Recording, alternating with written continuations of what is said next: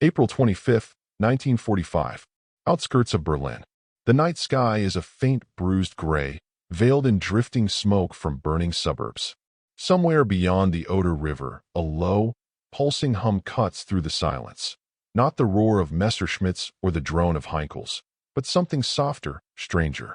To the weary German sentries staring eastward, it sounds like the faint flutter of a sewing machine. Private Franz Richter grips his rifle tighter, squinting upward. Nothing, just the wind over the wreckage. Then, a whisper, almost gentle, the sound of fabric slicing air. The hum dies completely. Silence. Seconds later, a soft whomp, then another. Small explosions ripple across a supply yard behind him. The earth trembles, barrels topple, horses scream. Richter dives for cover as sparks shower the trench line. Above, a ghostly shape glides through moonlight. A biplane, almost toy-like, its twin wings catching the faintest glint before disappearing into smoke.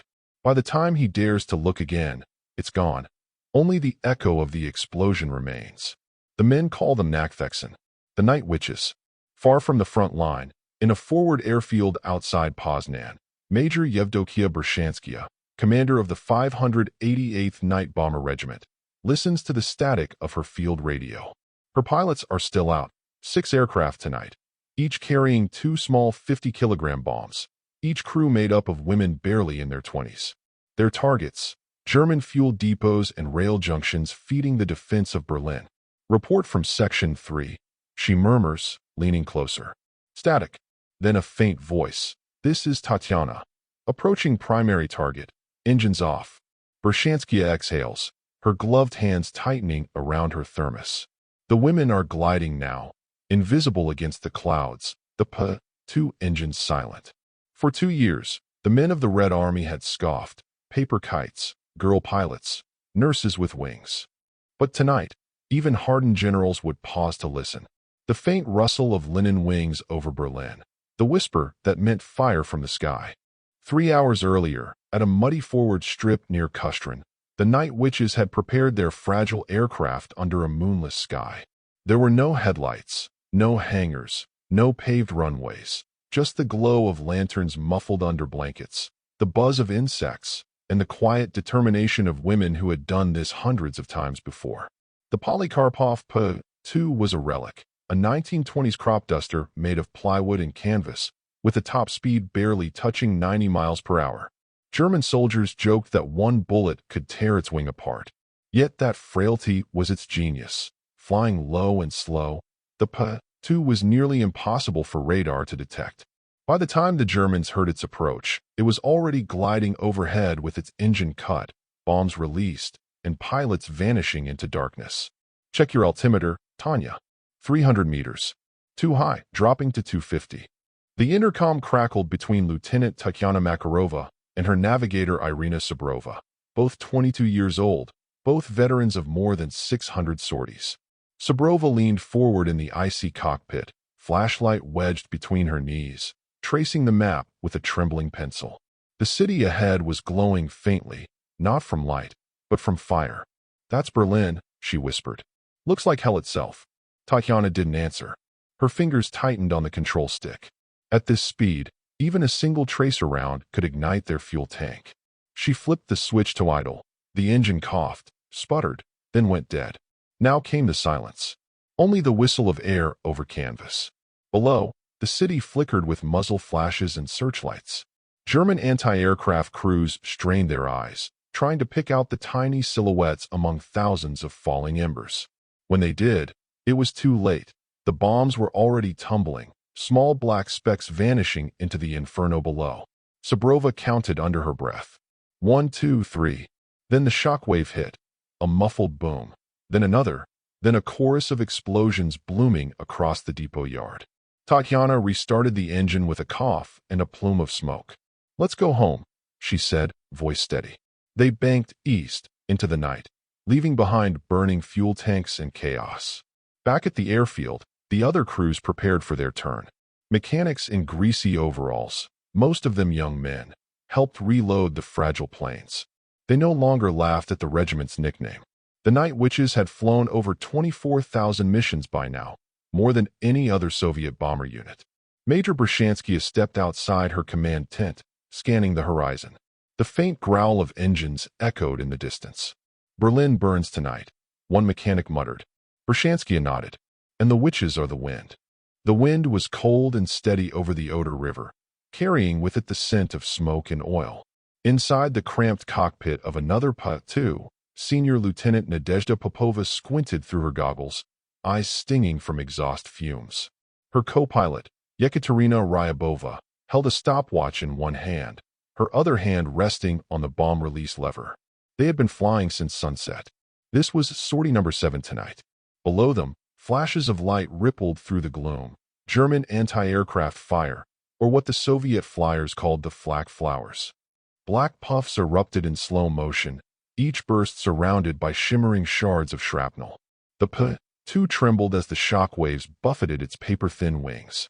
Popova grinned through gritted teeth. "They still think we're ghosts." Ryabova's answer came through the intercom, calm and clipped. "Let them. Ghosts don't die." Their biplane descended to treetop height, barely 50 meters above the ground. Berlin loomed ahead, a sea of black smoke pierced by orange veins of fire. They could see the skeletal remains of factories, warehouses, tram lines. Popova pushed the nose down slightly. The engine roared, then she cut it. The night went silent. No wind, no engine, no sound but the faint hiss of air. The city below slept in fear. German soldiers would later recall hearing the eerie swish of wings just before the bombs fell, like broomsticks in the night, they said, hence the name Nachtvechsen.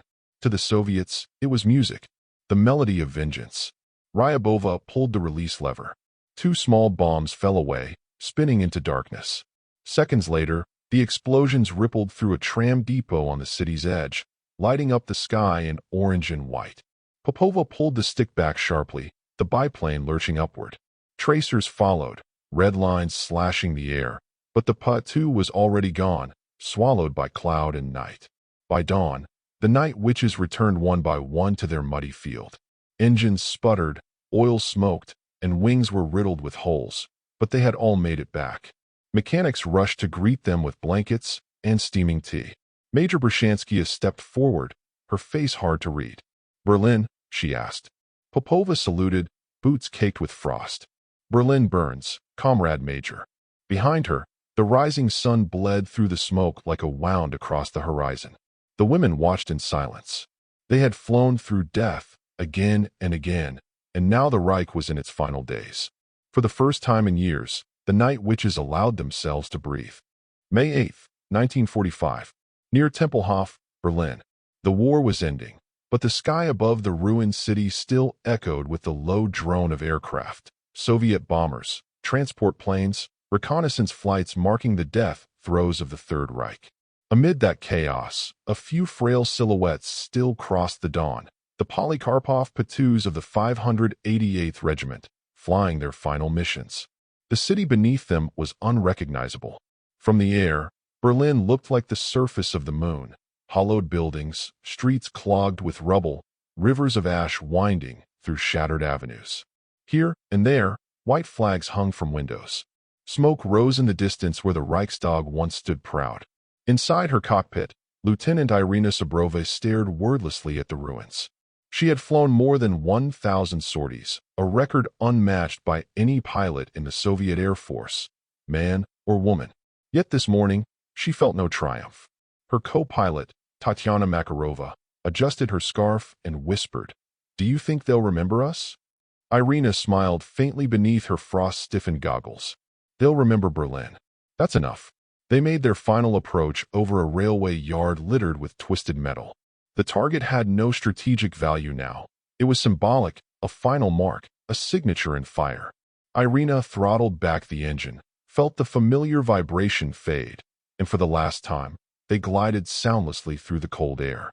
She pulled the release. The small bombs tumbled into the gray dawn, blossoming silently in clouds of dust and smoke. For a moment, the plane seemed to hang there, suspended between night and morning. Then Irina restarted the engine, the old radial coughing to life. They turned east, toward home, toward memory. Back at their base, the women gathered in silence around their Po-2s.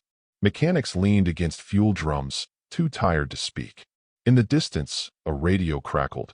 The war in Europe is over. No cheers, no parades. Just quiet breathing, exhaustion, disbelief. Major Brushanskaya walked among her pilots, stopping beside Popova and Ryabova. "No more missions," she said softly. "You can sleep now."